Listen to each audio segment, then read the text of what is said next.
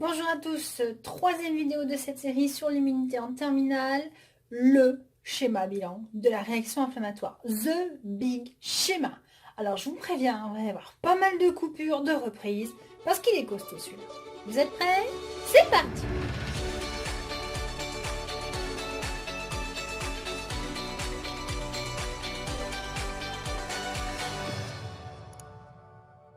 Allez, on y va, on commence. Donc pour ce schéma bilan sur la réaction inflammatoire, la peau, une épine qui est rentrée, qui fait rentrer des bactéries. Nous sommes en première étape, la blessure. Tout va se passer entre la peau et le vaisseau sanguin qui doit se dilater, c'est-à-dire donc dans l'épiderme et le derme. Donc au moment où l'épine rentre, elle va déchirer les cellules de la peau qui, ces cellules blessées, vont lancer un appel au secours, le fameux DAMP. Ce DAMP va diffuser dans les tissus, venir se fixer sur les terminaisons nerveuses et sera à l'origine de la naissance d'un message nerveux qui remonte au centre nerveux et c'est la sensation de douleur. Ce DAMP va également activer les mastocytes qui sont présents dans l'épiderme et le derme et ces mastocytes possèdent à leur surface un récepteur qu'on appelle le récepteur PRR et ce récepteur PRR a pour but de fixer les bactéries, c'est-à-dire le PAMP. Nous sommes ici, troisième étape, à la fixation. Une fois que le mastocyte a fixé la bactérie, le PAMP, il va s'activer, il va produire donc deux médiateurs chimiques, on l'a vu. Tout d'abord les prostaglandines, qui vont stimuler les terminaisons nerveuses pour la douleur et qui vont aller stimuler le vaisseau sanguin. Le mastocyte produit également un autre médiateur, l'histamine, qui elle aussi va agir sur la paroi des vaisseaux sanguins. La fixation ne se fait pas uniquement au niveau du mastocyte. Nous avons dans le derme et l'épiderme plusieurs catégories de cellules dites sentinelles. Elles jouent le rôle de sentinelles, elles protègent l'intérieur de notre territoire, exactement comme les sentinelles qui se trouvent sur le chemin de garde d'un château fort, tout autour des remparts. Donc vous avez ici d'autres catégories de cellules qui vont agir, et notamment la cellule dendritique. Cette cellule possède également un PRR, enfin plusieurs.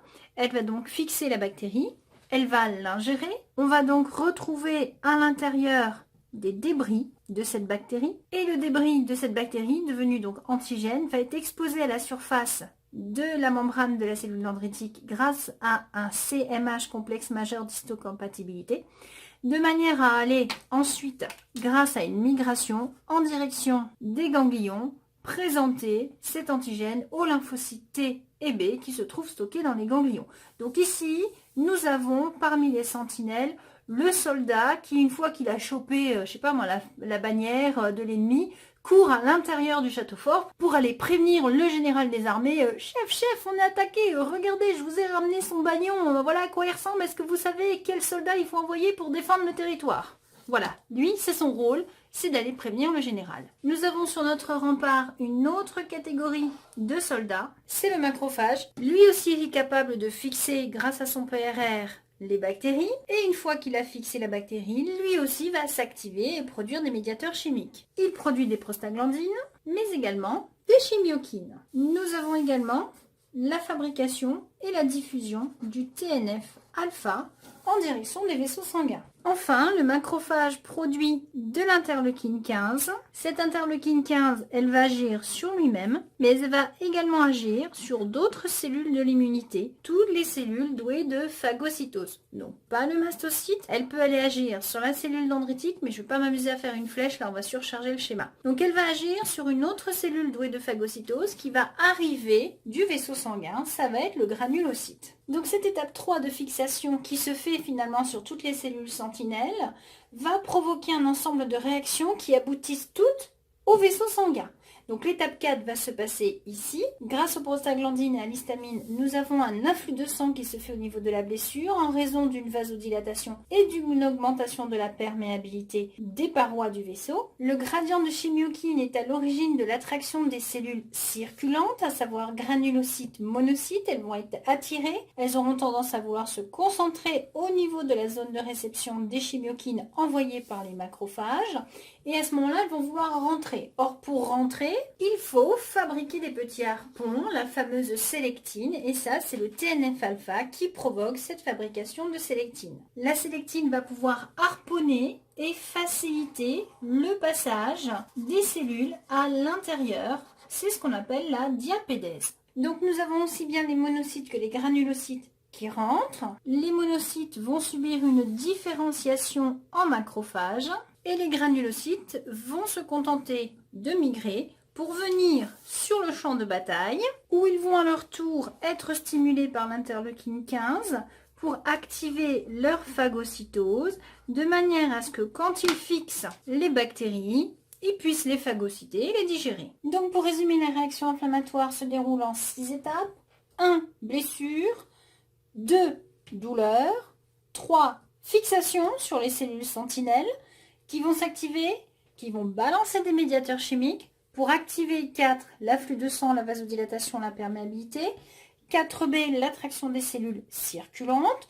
4C, l'expression de la sélectine pour faire rentrer par diapédèse ces cellules circulantes, les fameux renforts.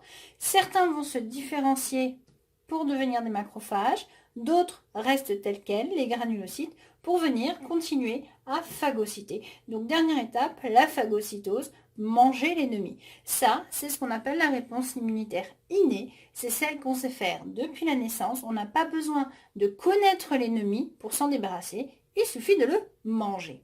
Maintenant, cette réaction inflammatoire, on peut la contrôler simplement en limitant la production des prostaglandines pour diminuer la douleur, diminuer la vasodilatation. Donc ce sont les anti-inflammatoires, soit les anti-inflammatoires non stéroïdiens, ibuprofène, paracétamol, aspirine, soit les anti-inflammatoires stéroïdiens, la cortisone. Et si par hasard nous avons une grosse crise d'allergie parce que nous avons des mastocytes qui libèrent un peu trop d'histamine, on va pouvoir bloquer la libération d'histamine grâce aux antihistaminiques. Et ces antihistaminiques, donc empêchant la production d'histamine, vont diminuer la vasodilatation, vont donc diminuer l'afflux de sang au niveau de certaines zones et c'est ce qui va faire qu'on va arrêter d'avoir le nez qui coule ou les yeux qui coulent. Donc voici le schéma bilan de la réaction inflammatoire et de son contrôle.